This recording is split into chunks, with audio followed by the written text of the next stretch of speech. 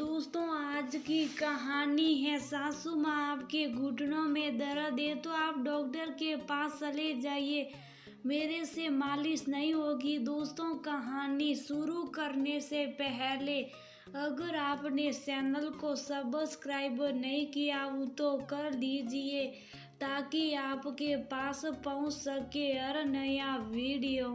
बहुत बुरा लगता है माँ कि हम अपनी तकलीफों से गुजर कर भी कुछ सीखते नहीं हैं और आगे चलकर वैसा ही व्यवहार दूसरों के साथ करते हैं। सोचिए, जो वक्त से भी कुछ सीख ना सका उसे रिश्ते क्या सिखाएंगे और क्या याद दिलाएंगे कि तुम्हारे साथ जो तकलीफ हुई वह अपनी बहू के साथ मत करो। ये कोई कहने की बात है। निया अपनी माँ नीलाजी से कहती है। नीलाजी बोली, बेटा, कुछ लोग वक्त रहते ही सीख जाते हैं और कुछ लोगों को उसी को सही मान लेते हैं और ना चाहकर भी वह सामने वाले के साथ बुरा व्यवहार कर देते। ये तुम्हारे घर की बात है, तुम बेटी हो, मैं तुम्हें समझा सकती हूँ। उन्हें नहीं, अपनी सास को उनकी भूल का एहसास मर्यादा में रहकर याद दिलाओ कि जो दर्द उन्हें भुगतना पड़ा वही दर्द तुम्हें देखकर वह भी पाप की भागीदार बन रही है। नेहा बोली, माँ अभी भी मुझे ही कह रही है समझने और समझाने के लिए। मैं कोई नहीं ब्याता नहीं हूँ। सोचिए, आप 12 साल हो गए मेरी शादी को, आज भी वह छोटी छोटी बातों के लिए मुझे ताने मारती हैं। कल तो हद हो गई जब उन्होंने कहा कि तुम्हारे ससुर जी तुम्हारी भोली सूरत देखकर अपनी सारी जायदाद पत्नी बेटे को छोड़कर बहू के नाम कर गए। बताओ, मैं इसमें मेरी क्या गलती है? नीला जी ने बेटी को समझाया और हर बार की तरह निया ने भी खुद को समझा लिया। यही सब सोचकर और अपना काम खत्म करके निया शुभ साफ अपने कमरे में चली गई। देखते ही देखते शाम हो गई। शाम में जब उसके पति मानव आए तो निया के चेहरे को देखकर वह बोले, क्या हुआ? क्या फिर माँ ने कुछ कहा? निया, तुम्हें तो अब इस बात की आदत पड़ जानी चाहिए, फिर क्यों इन बातों को लेकर अपना मन दुखी करती हो? निया बोली, हाँ सही कहा आपने, मुझे भी वैसा ही आदत पड़ जानी चाहिए जैसा मम्मी जी के साथ उनके साथ बुरा व्यवहार करती थी। पर उन्होंने उससे कुछ सीखा नहीं, बल्कि उसी व्यवहार को उन्होंने अपना व्यवहार बना लिया। मैं अपने स्वभाव को उनके जैसा नहीं बनने दूंगी।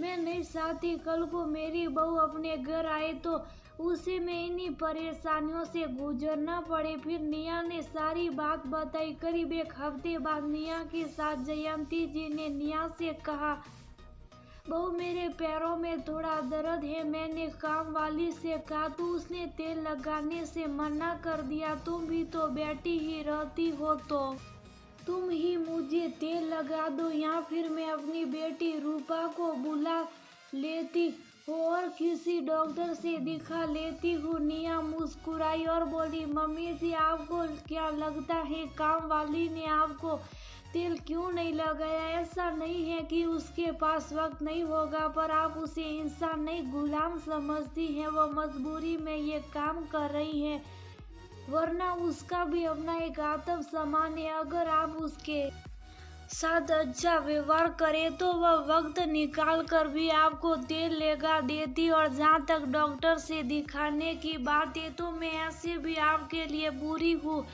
तो आप डॉक्टर के पास चले जाइए। नीला जी गुस्से में बोली, बोल तो ऐसे रही हो जैसे अपने पैसों से तुम मुझे डॉक्टर के पास ले जाओगी। जिन पैसों को तुम खर्च करती हो वह मेरे बेटे और पति का है, तुम्हारे मायके से नहीं आता। इतना तो जानती हो कि वह भी नहीं जानती। निया मुस्कुराई और उसने कहा, आज मैं ये पैसों की बात को यही खत्म करती हूँ। ये लीजिए, जो भी पापा जी ने मेरे नाम से किया था ये वो सारे कागजात है। अगर इस कागजात को देखकर आपकी देख रेख और आपका ख्याल कोई रख सकता है तो आप उसे दे सकती हैं, पर मुझे इस रोज रोज की तानेबाजी से मुक्त कीजिए। जयंती जी ने जब वह कागजात देखे तो उन्हें आश्चर्य हुआ कि इसमें साफ साफ लिखा था, अगर वह अपने बेटे बहू के साथ नहीं रहती है तो उस सारी जायदाद को ट्रस्ट को दे दिया जाएगा। उस पैसों के लिए बस निया को एक ट्रस्टी बनाया गया था, क्योंकि कहीं ना कहीं उनके स्वभाव से उनके स्वर्गीय प्रति भी परिषद थे। निया बोली, क्या हुआ मम्मी जी? सच्चाई जानकर आपके पैरों के नीचे से जमीन खिसक गई। सोचिए, पर मैंने ये सब कुछ जानते हुए भी कभी भी आपकी सेवा में कोई कमी नहीं छोड़ी, और आपने मेरे साथ कैसा व्यवहार किया जो आपकी सास ने आपके साथ किया, वही आपने मेरे साथ किया। अगर अपनी तकलीफों से आपने कुछ सीखा होता तो मेरे साथ ऐसा व्यवहार ना करती। इतना कहकर निया अपने कमरे में चली गई। कुछ देर तो जयंती जी आरसीए में रही, फिर उन्होंने फोन अपनी बेटी रूपा को घुमाया और बोली, रूपा तुम सही करती थी बेटा, बहू ने जरूर कुछ काला जादू तुम्हारे पापा पर किया था, तभी तो वह ऐसी वसीयत बना कर गए। तुम कहती थी ना मैं तुम्हारे पास आ जाऊँ, अब सच में मैं तुम्हारे पास आ जाती हूँ। आने दो, तुम्हारे भाई को कहती हूँ कल की ही टिकट करवा दे और मैं अपना सारा सामान लेकर तुम्हारे पास आ जाऊंगी। रूपा बोली, सुनो सुनो मम्मी, जल्दीबाजी में कोई कदम मत उठाओ। आप तो जानती ही हैं हम छोटे से घर में रहते हैं, हमारे बच्चे भी बड़े हो रहे हैं, और तो और ना चाहते हुए भी मेरी सास भी यहाँ आ जाती है। बेटी की बात सुनकर वह हैरान थी। वो ने कहा, पर तुम ही तो चाहती थी कि मैं तुम लोगों के पास आकर रहूं। रूपा बोली, माँ तब की बात अलग थी, पर अब सब कुछ जानने के बाद मैं तो यही कहूँगी कि भाभी ही है जो आपको निभा रही हैं, मुझसे ये सब नहीं हो पाएगा। इतना कहकर उसने फोन रख दिया। जयंती जी के कमरे के पास से गुजरती हुई निया कानों में सारी बात गई, फिर वह शुभ सा वहां से अपना काम करने चली गई। इधर जयंती जी भी सोच रही थी, जो उन्होंने सोचा था वो तो हुआ नहीं, उल्टा यहाँ बात बिगड़ गई, तो अब उसे कैसे ठीक किया जाए, इसी सोच विचार में वो लगी रहती थी। 2-3 दिन बाद जब मानव ऑफिस से आए तो जयंती जी सारे कागजात बेटे को देते हुए बोली, बेटा इस उम्र में ये जायदाद के कागज में रखकर क्या करूंगी? छोटी छोटी बातों पर बहुत नाराज हो जाती हैं, और देखो ये कागजात मेरे पास छोड़ गई। तुम जानते हो मुझे पैसों में कोई दिलचस्पी नहीं है, बस बुढ़ापा ठीक से कट जाए, और तुम लोग जब हो तो मुझे पैसों की क्या जरूरत है?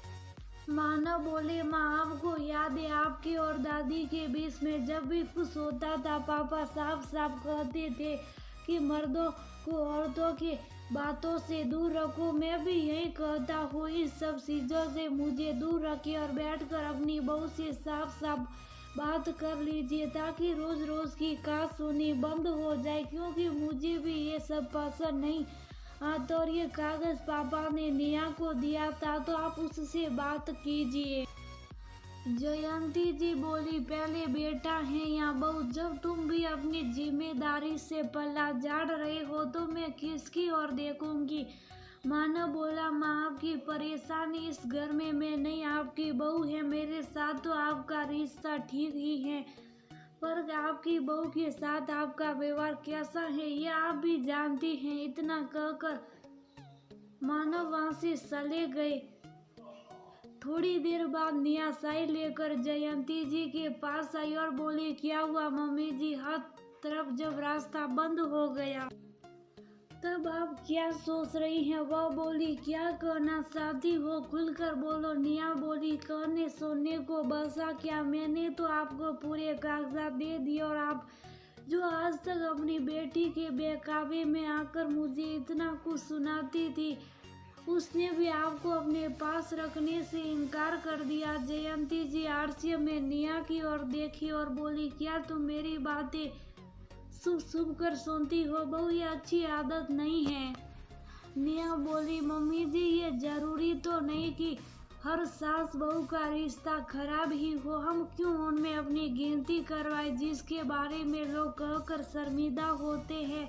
दादी ने आपके साथ खराब व्यवहार किया तो आपको उन तकलीफों से सीखना चाहिए, और मेरे साथ खराब व्यवहार नहीं करना चाहिए, पर नहीं, आपने वैसा ही मेरे साथ किया। मम्मी जी, एक बात को मैं दिल से नहीं चाहती कि जो आप अभी हैं मैं आपके जैसी सास बनूं और अपनी बहू के साथ भी ऐसा व्यवहार करूं। तो क्या हम अपने रिश्ते को एक मौका नहीं दे सकते? जयंती जी को एहसास हुआ कि सच में जिस तकलीफ से वह गुजर रही थी वैसा ही तो उन्होंने अपनी बहू के साथ किया। भड़काने वाले लोग तो अक्सर रिश्ते को खराब करने के लिए कुछ ना कुछ कहते ही हैं, पर हमें अपनी समझदारी से काम लेना चाहिए। वह बोली, बहू अब मैं क्या बोलूं, न जाने मैं कब अपनी सास के जैसी बन गई और जिस तकलीफ से मैं गुजरी न जाने मैं तुम्हें भी वैसी तकलीफ देती रह गई। हो सके तो मुझे माफ कर देना। निया आगे बढ़कर सास का हाथ पकड़ी